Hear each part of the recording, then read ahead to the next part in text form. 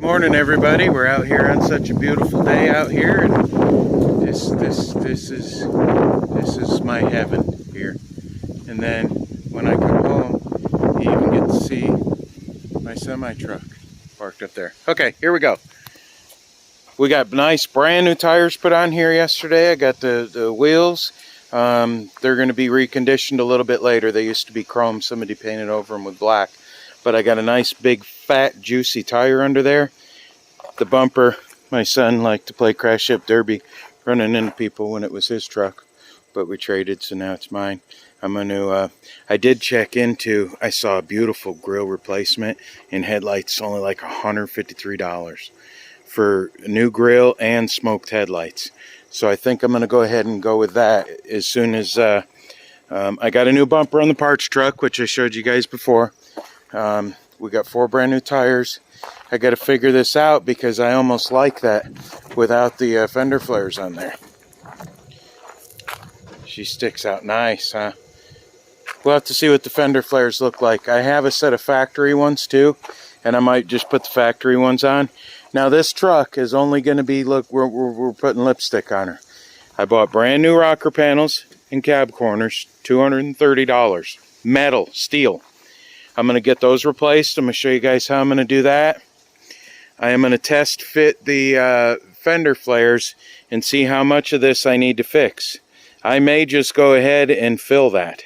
Actually, the fender does look like crap.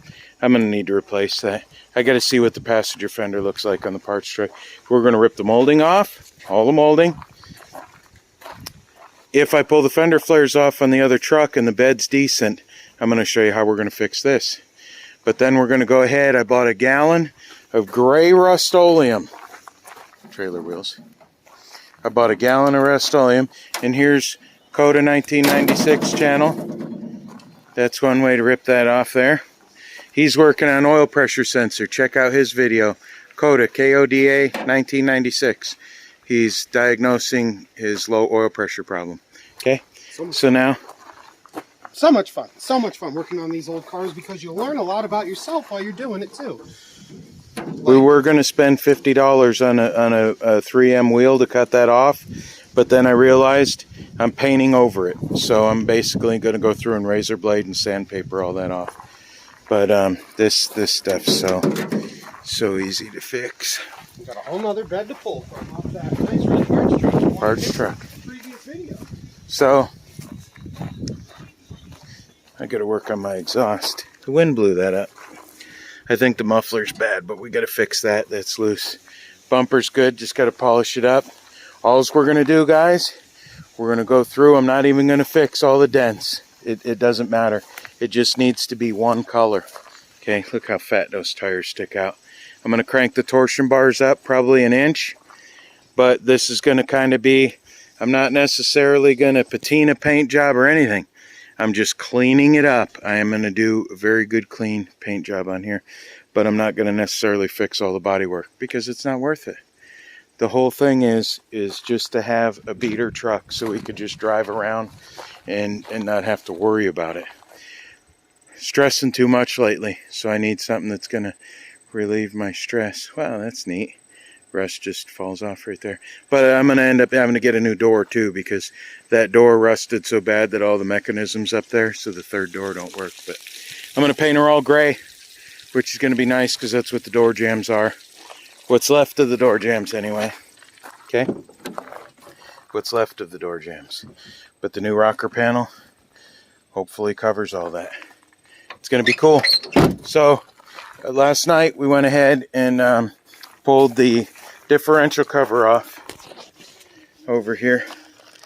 See, differential cover off because that wheel seal's leaking, and that's what we're going to fix. So stay tuned. All right, so next thing we got to do to replace these wheel seals, I'm going to replace both sides. Actually, I'm going to start on the other side. Of course, it's starting to rain.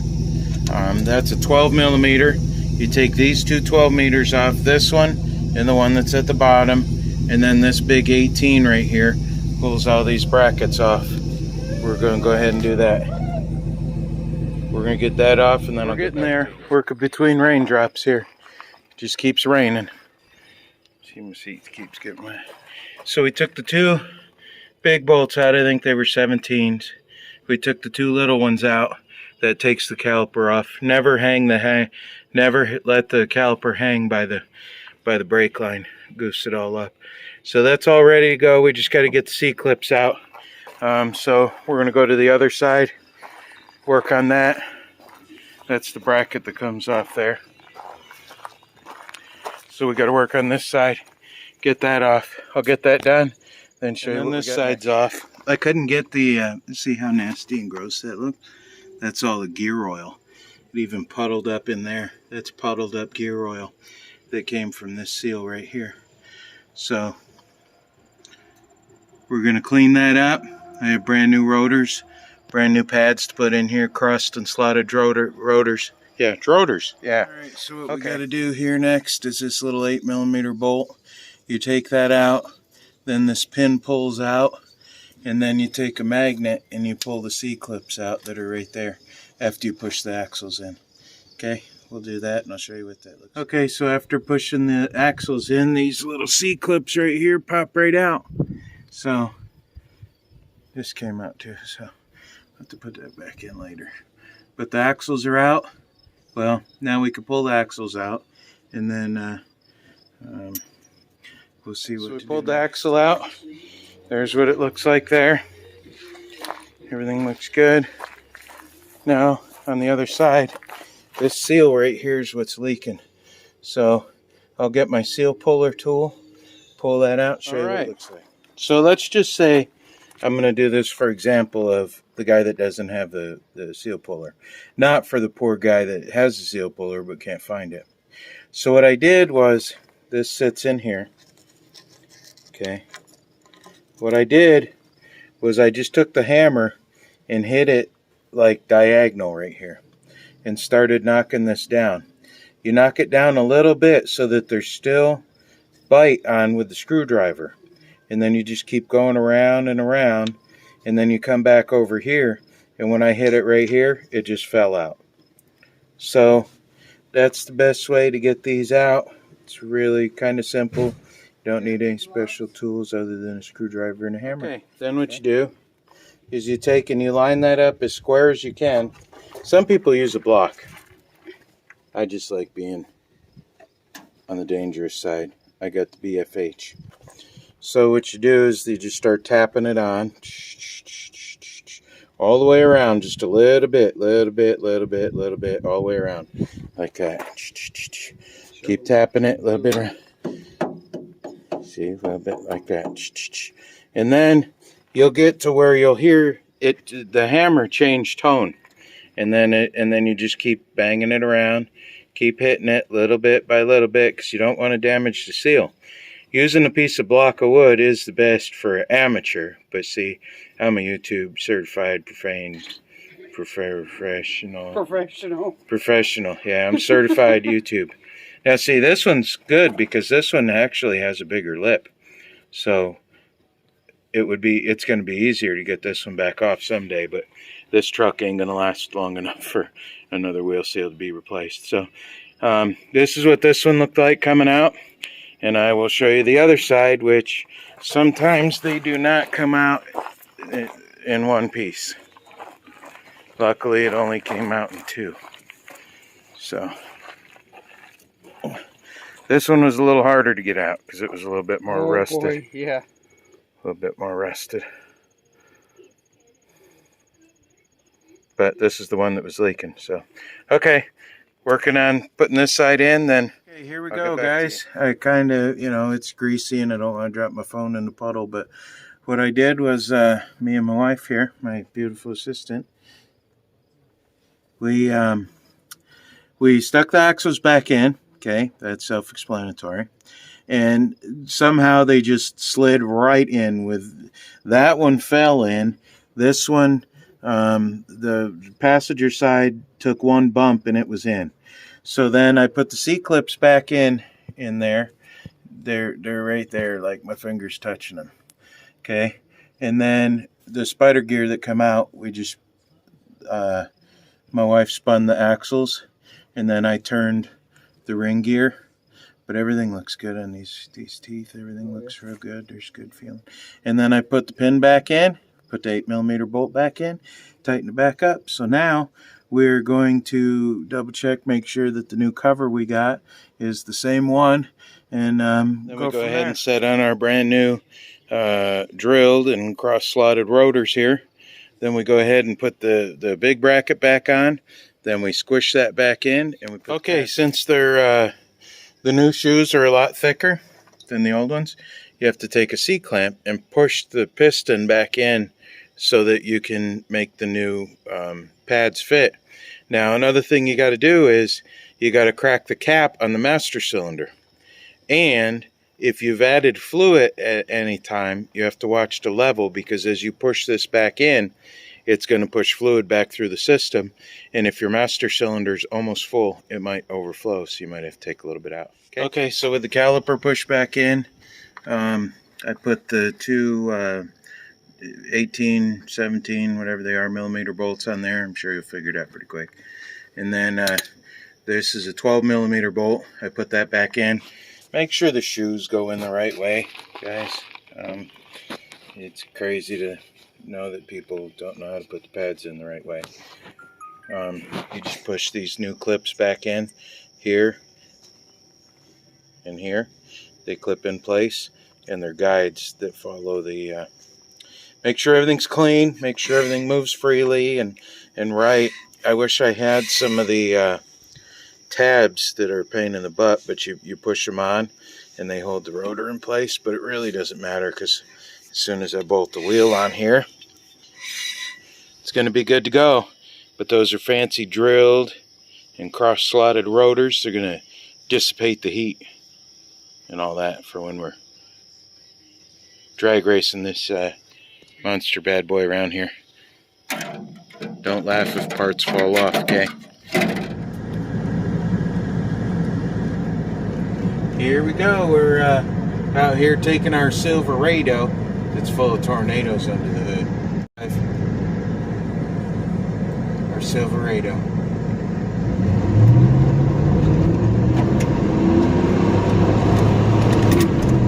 Woohoo!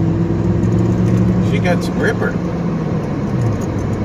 So we just got done putting brand new rotors on the back,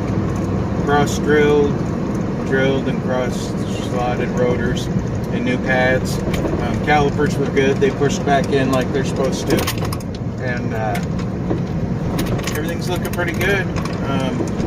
I got some wheel bearings for the front. They're eventually going to need replaced, but I got them. So I got to end up going back to work a little bit earlier than I thought, so I'm not going to get much more done in the truck. But we did get everything all sealed back up. I put the pumpkin cover back on, and I bought a brand new one because the old one was, you know, you never know. By the time you clean them up and paint them, it's worth just buying a new one. Tried to buy new bolts, but I couldn't find any. And looks like the axles are still in there. That's a good thing. Woo-hoo! Woo-hoo! Good thing, axle's still in there. But she's got 241,000 miles on her. What I planned on doing is getting her all one color. I'm just going to Rust-Oleum paint her gray. Gallon jug. Was hoping to do that this weekend, but I got to leave out Sunday. So work comes before play. Otherwise, there is no play. But I do love the heck out of this truck. I had one a while ago. Actually, we've had a couple of these 9906s. We had a brand new 2005. Yep, four-door, white. Four-door, white, short GMC. GMC. We bought a brand new $29.99. And that had 12 miles on it. Yep, that was brand new in 2005. And yeah. We're going to have to turn around here because we're doing some illegals. Yeah, we're in Mexico, and this is where we don't want to.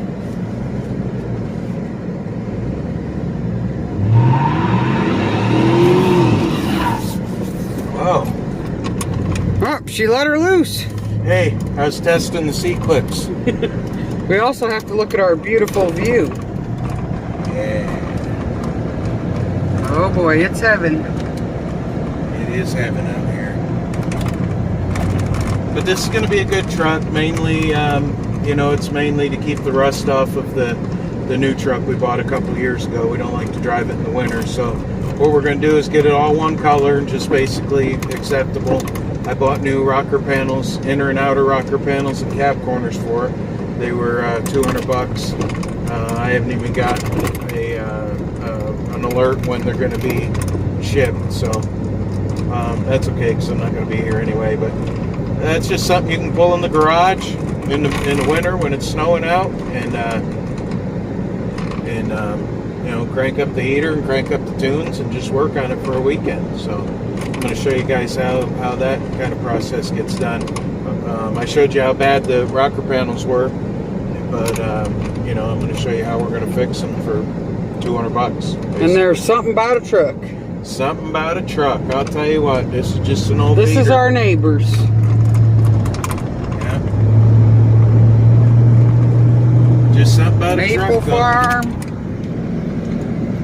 Little ranch over there. Covered bridge coming up. But we just want to get her presentable and acceptable. I want to be able to wash it, throw some wax on it, make it look good. I got some leather seats to put in here I told you guys about. You know, just clean her up and make her respectable and just drive it. Take care of it. It's going to be a good little truck. It's going to save us thousands of dollars. Wow, I can't even begin to say thousands of dollars in stuff it's going to save us on that other truck. You know, the wheel bearings, the wheel seals that were bad on here that I just replaced because they were rusted out. That's you know, why they were bad. So, you know, I don't want stuff like that on the new truck to go out. So, well, anyway, please hit that thumbs up button if you like my content. Hit the thumbs down button if everybody likes to take your mama in the backwoods over here. Right? Is that a good mama joke? Give it a thumbs down if your mama comes out in the woods with all the hillbillies. Share my content. Tell everybody about my channel. I like to help people. This is my contribution to the automotive industry. Is I don't want customers. I don't want to work on people's cars. I don't want to do anything. I want to teach people how to work on their own cars. There is no shop class anymore in high school, so kids don't learn how to fix anything anymore. I want them to be able to pull up YouTube, and hopefully I can come up with enough content throughout the years to teach some people some different things, whether it be this truck, my semi-truck, car. I mean, I've done a lot of different things. So He's just your average Brian. So please subscribe, and God bless. yeah. Okay. Bye-bye.